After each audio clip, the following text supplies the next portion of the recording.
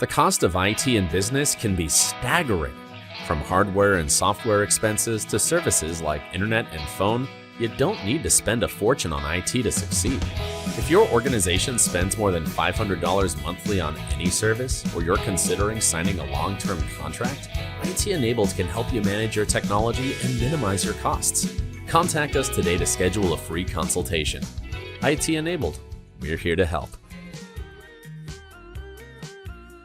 So excited to have Nathan Gann back on the podcast again. We appreciate you joining us. We need to do a better job of keeping a tally. We need a leaderboard of the people who have come on the show the most. So you're getting up there with a return? I don't want to be the leader in that event. 2 times is a lot for me, but yeah. I enjoyed the first one, and thanks for having me. Awesome. Yeah. Well, tell us, for those who may not have listened to that episode, if you'd just give us a little bit of your background, who you are, what you do. I'm Nathan Gann with Gann Medford Real Estate, 3rd generation real estate broker here in Lufkin. It's part of why we're here doing another podcast. This is our 60th anniversary of our company, of Gann Medford Real Estate. And we do all forms of real estate. We do residential, farm and ranch, commercial, property management. We've really, in the past 10 years, grown our property management portfolio and that company. It's a total separate company. It's called Lufkin Property Management. We manage properties all the way from Diboll, Livingston, all the way to Jacksonville and Tyler, apartment complexes and commercial strip centers. But born and raised here in Lufkin, like I said, 3rd generation real estate, but our family's been here much longer than that, pre-Civil War days, since before Lufkin even. But we call Lufkin home. That's why I love the slogan, "You'll love Lufkin," because I mean we're born and raised here, and we love Lufkin too. That's what I tell our agents. You know, it's easy to a lot of the times when we're not necessarily selling real estate, we're selling Lufkin. Mm-hmm. And it's easy to sell Lufkin if you love Lufkin and you know everything about it, and you've grown up here, you work here, your kids go to school here, you go to the doctors here, you just know everybody. It's the people are what, to me, makes it what Lufkin is. I love that. Mm-hmm. One of the favorite stories that we get to tell on this podcast are these multi-generational family businesses, and talking about that story. So tell us the kind of the origin story of who started Gann Medford. How did that come about? So my grandmother, Bert Gann, started our company. She actually started in a 1-room office with Bob Morgan, Terry Morgan Insurance, Terry Morgan's dad. So they're actually on their Cemetery's kids are working there now, so they're actually on their 3rd generation of insurance agents. But my grandmother started. Her and Bob started separate businesses, but just shared an office at the time because they were just one man, one woman show at the time, and they were right over here on Chestnut Street, just on Chestnut and Lee, down here at the time is across from Abney and Daniel's Hardware. But so my grandmother started the company in 1964, and it's grown today to what we are now. We've got a location over on the Loop we've been at since early 90s, but went from 1 agent now to we have 26 agents that sell for us. So that's awesome. Mm-hmm. That is incredible. Mm-hmm. So with that being said, with it being generational, what else sets Gann Medford apart from, what do you think it sets apart from other real estate agents? Well, brokerages? I think our longevity in Lufkin and our commitment to Lufkin, I try to, and my dad's been retired now for about 10 years, but he tried to instill in all of our agents that he wanted them real estate to be a career for them, not a hobby. And you see a lot of people that think they can just do it part-time or do it when they're not doing their real job, or if they've got an 8 to 5 job, they'll do it on the weekends or afterwards. I see people try that all the time. And they usually do it for a couple of years and then kind of fizzle out. And then there's somebody else comes along, thinks they can do it. But the real successful agents are the ones that treat it like a 8-to-5 job or a career, and they get involved in their community.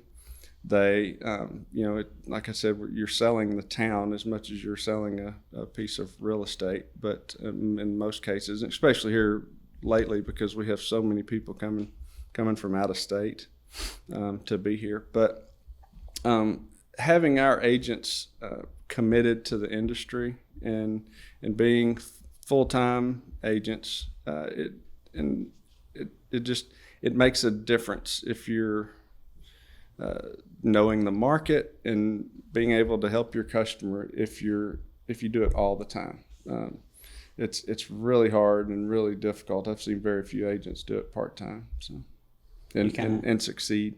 You kind of get they get to that point where they've sold to all the friends and family that they can that had that immediate need, and then that's kind of it. That's right. That's right. And they go through their sphere of influence real fast because I've had people, say they want to get their real estate license just because they have a friend that they heard's going to buy a house. Yeah. And I said, well, you're going to have to sell more than just that one to make a living. Yeah. Yeah. So it's one of those industries that you get out of it what you put into it. And if you're just putting part-time into it, that's what you're going to get out of it, So it's all realtors are 100% commission based. There's no salaries in real estate. So it's sales, and if you don't sell anything, you don't make anything. So the last time we had you on the podcast, there was a real light bulb moment for us, and we love those too on the podcast. And when we were kind of in that big COVID boom at the time, we're just coming out of it. Yep.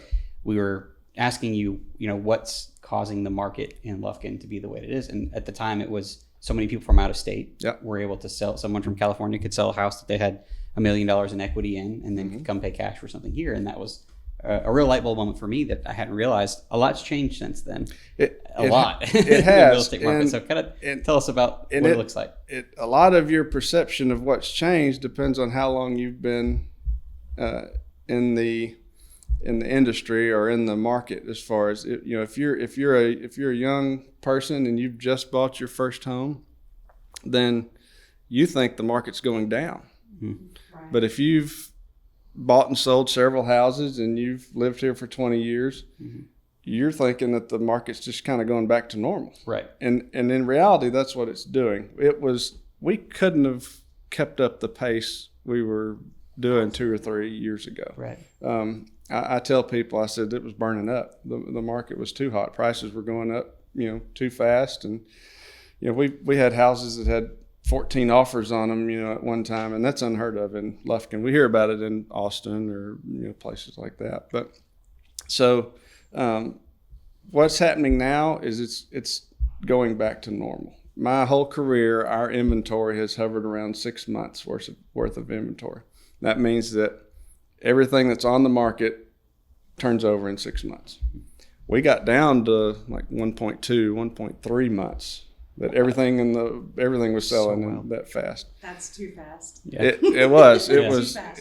Yeah. And so right now we're at like 5.8 months. So we're getting back to normal. Interest rates have come up, and again, if you just bought your first house 2 or 3 years ago and you got a 3% interest rate, you think it's horrible that they're 5.75 today. Right. They got up to about 7.5, but they're down right now. A FHA or a VA loan is 5.75 for a 30-year mortgage, and that's not bad. Right. If you talk to somebody that's owned their house for 10 plus years, they think that's a good rate. Yeah. Still, historically, 7% is the average 30-year mortgage. So it's kind of when did you get into the market to, on how you feel things are doing. If you just got into it during all that boom, it does feel like it's going down or slowing down. Makes sense. In reality, it's really going back to normal. Right. Yeah, that makes sense. Yeah. So what do you owe for the 60 years of success of Gann Medford? It's a long time to have been in business. It is a long time. Or anywhere. It is. I think a lot of it goes back to our instilling in our agents to be career oriented, to get involved in the community. We've had somebody for not every year, obviously, but as long as they've been doing Leadership Lufkin, we've had an agent involved in it. I was with Wendy last year. Yeah, and there I see an importance in that. Even, I went through it in 2001, and I was born and raised here. I took it because my dad told me I needed to, but I thought I knew most everything going on here in Lufkin. But I learned a lot in Leadership Lufkin, and I met the leaders, the up and coming leaders of the community, because everybody, and I probably sold a house to half of them, because I made those relationships. What happens, though, with it? Absolutely. Yeah. But usually the people that businesses put in Leadership Lufkin are the people that they see a light in, and they think they're going to be up and coming people in their businesses, whether it's pharmacy or Brookshire Brothers or whatever. They put people you're investing in that person by paying for them to come to Leadership Lufkin. Sure. So a business is not going to do that unless they see something in that person, and usually those people grow into leaders in the community. And so I think getting our agents involved in stuff is key. Getting them committed to Lufkin.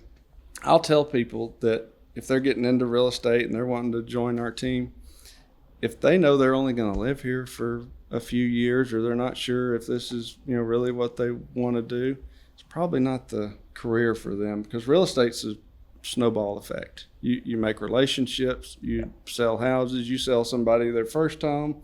5 years later, you turn around after they've had a couple of kids and outgrown it, you sell them another home. Right, and it even turns into generational at that It does. point, too. It does. And I've got, a lot of the houses I've sold have been, my friends I grew up with in high school, their parents' houses. They've downsized, or they've, gone to a nursing home or moved off or something. But you have to be embedded in the community and make those relationships, because realtors can buy leads or do all the social media and all that stuff you want to, but 70% of your sales are going to come from personal relationships and the contacts how many touches you make, contacts you make personally.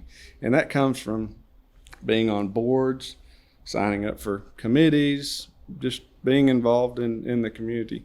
Your kids, being, coaching your kids, little league teams, stuff like that. That's really where that's as in the sales business, those are the places that you really touch people and make those connections. Right. I love that. Well, are y'all celebrating in any way with the 60 years? So we've kind of had an ongoing celebration. Yeah. We decided that, I don't really have a specific date on when it started. So we decided, well, let's just take the whole year. I love it. That's the way to do it. So we do different things. We have food trucks at the office. We're having snow cones. We've done stuff like that this summer. So awesome. We're doing several different just small events around. Awesome. We're not specific to a date. We're just this year is our 60th. Yeah. I love it. Well, where can people find you as you celebrate this? If someone's interested in buying or selling a home or property management or anything like that, where can they connect? All the social media. We're very present on all avenues of social media. But Gann Medford Real Estate, it's 2808 South John Reddit on the Loop here in Lufkin.